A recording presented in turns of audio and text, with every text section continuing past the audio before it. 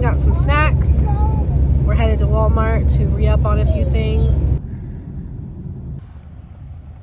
Oh my god, I can see the snow piled up.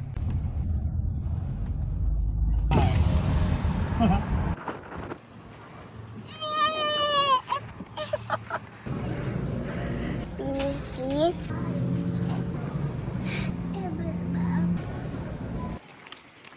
We're back home in the warmth of our house. I'm gonna show you what we got.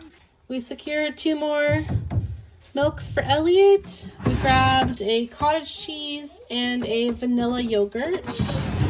Got a cucumber and some carrots. I usually like to take the cottage cheese and blend it into a dip.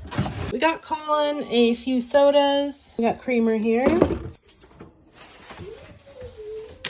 We got Elliot some mashed potatoes. These are the ranch packets that I use to make my dip. Got a box of sweet tea. Not a bad little haul. Thanks for hanging out with us. We'll see you on the next one.